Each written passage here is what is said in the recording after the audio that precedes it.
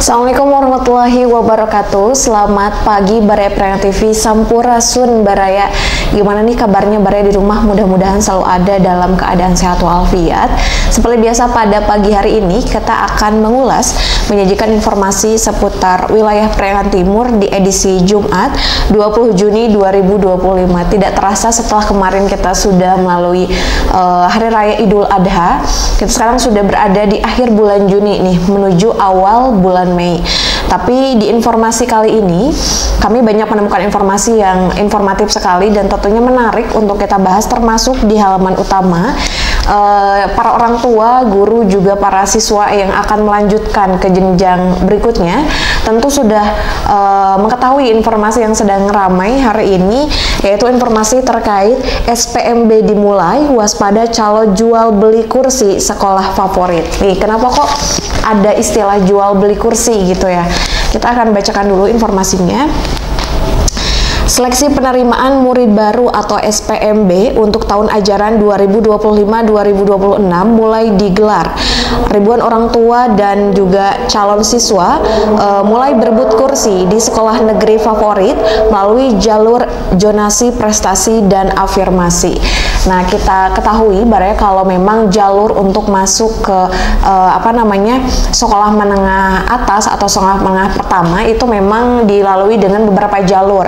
Itu bisa menjadi opsi untuk para orang tua yang akan mensekolahkan anaknya ke sekolah yang ada di wilayah, termasuk salah satunya adalah jalur zonasi, yaitu jalur yang memang ditentukan oleh jarak. Biasanya yang lebih dekat dengan lokasi sekolah itu lebih besar peluang untuk bisa masuk. Kemudian ada juga jalur afirmasi, termasuk juga jalur prestasi, di mana peluang besar untuk para siswa bisa diterima di sekolah favorit adalah ketika memang si anak punya rekam jejak prestasi yang gemilang. Jadi peluang untuk bisa diterima itu lebih besar lagi. Namun ada yang bikin geleng-geleng kepala dan mungkin menggelikan di telinga gitu. Kenapa? Karena tidak sedikit untuk sasaran sekolah favorit khususnya di kota Tasikmalaya itu masih tidak asing dengan jalur jual beli kursi. Artinya ketika si calon peserta didik tidak mampu masuk dengan berbagai jalur yang ditentukan oleh sekolah, maka dengan jalur uang dan orang dalam, kadangkala orang tua menerima tawaran-tawaran dari oknum-oknum tertentu. Tapi kita akan bacakan dulu informasinya supaya Baraya tidak salah paham ya, dan tidak salah menerima informasi. Di sini informasinya kami dapatkan, namun katanya di tengah semangat mencari pendidikan terbaik, praktik lama kembali menghantui, yakni jual beli kursi oleh para calo. Di sini disebutkan bahwa dugaan adanya pencalonan dalam penerimaan siswa baru di sekolah favorit bahkan sudah tidak menjadi rahasia umum ya Baraya. Setiap musim penerimaan siswa baru, sejumlah orang tua kerap mendapat tawaran masuk melalui jalur belakang dengan imbalan jutaan hingga puluhan juta rupiah. Di sini disampaikan bahwa hingga puluhan juta rupiah, dalihnya beragam dari orang dalam, pejabat sekolah, hingga kerjasama dengan oknum dinas serta pihak-pihak lainnya. Di sini disampaikan pendidikan yang seharusnya menjadi hak setiap anak tanpa adanya diskriminasi justru malah diperdagangkan secara terang-terangan gitu. Termasuk ada tanggapan nih dari PLT Kepala Dinas Pendidikan Kota Tasikmalaya mengenai hal tersebut, di mana dari Kepala Dinas itu tidak akan memberikan toleransi bagi siapapun oknum dinas yang diketahui melakukan praktik jual beli kursi. Di sini disampaikan bahwa pelaksana tugas atau PLT Kepala Dinas Pendidikan Kota Tasikmalaya Dr. Haji Teddy Setiadi di sini angkat bicara yang menegaskan pihaknya tidak akan mentoleransi pelanggaran tersebut. Kalau misalnya ada pegawai Disdik yang terbukti melakukan hal-hal tersebut atau dalam tanda kutip jual beli kursi yang tadi disampaikan, silahkan bisa langsung laporkan langsung ke kantor kantor Dinas Pendidikan Kota Tasikmalaya, dan para oknum akan langsung diberikan sanksi sesuai dengan peraturan yang berlaku. Artinya kalau kita berbicara soal pendidikan yang harusnya menjadi gerbang kejujuran, jikalau memang di awal sudah dengan dalih dan alibi jual beli kursi, diyakini mungkin tidak akan ada keadilan di dalam kelas selama anak belajar di sekolah tersebut. Jadi semoga ini menjadi pelajaran untuk seluruh orang tua Baraya yang khususnya berada di wilayah Kota Tasikmalaya untuk senantiasa waspada terhadap oknum-oknum yang kiranya menawarkan hal-hal tersebut, karena memang kalau si anak tidak punya potensi atau dirasa kurang mampu untuk masuk ke sekolah tersebut, tapi dengan dorongan orang tua karena dalam tanda kutip gengsi, tentunya ini akan berdampak buruk dan negatif pada perilaku si anak di masa depan atau dalam hal-hal lainnya gitu Baraya ya.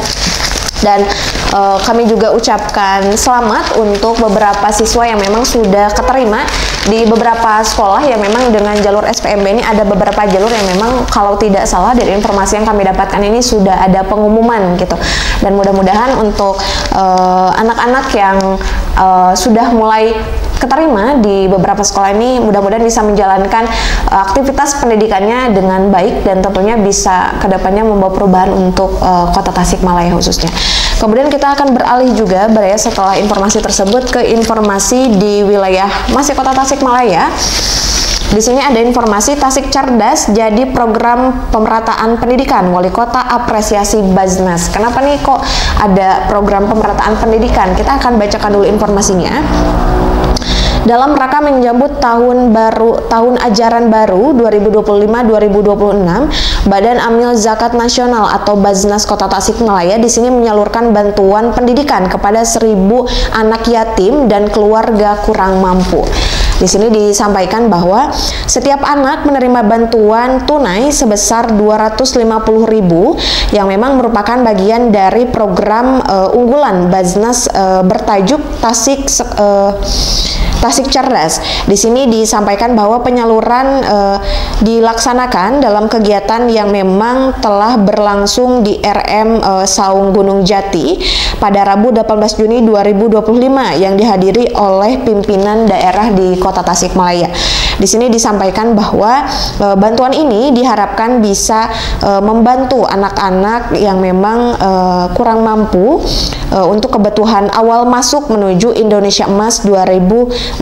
Termasuk di sini juga Wali Kota Tasikmalaya Firman Alfarizi Ramadan memberikan apresiasinya terhadap Baznas Kota Tasikmalaya yang memang telah menghadirkan program-program pendidikan, program-program sekolah yang menjadi bagian dari upaya menurunkan angka kemiskinan, juga mendukung program wajar Dikdas 12 tahun atau wajib belajar pendidikan 12 tahun. Tentu ini menjadi apresiasi juga yang tentunya kita sampaikan untuk Badan Amil Zakat di Baznas Kota Tasikmalaya yang telah melangsungkan program tersebut meskipun dengan total uang tunai yang 250.000 dengan total anak yatim 1.000 orang di Kota Tasik. Tentunya ini menjadi salah satu hal yang luar biasa sekali karena memang bagian dari upayaan program untuk menurunkan angka kemiskinan ya. Itu merupakan ungkapan dari Pak Firman selaku Wali Kota Tasikmalaya.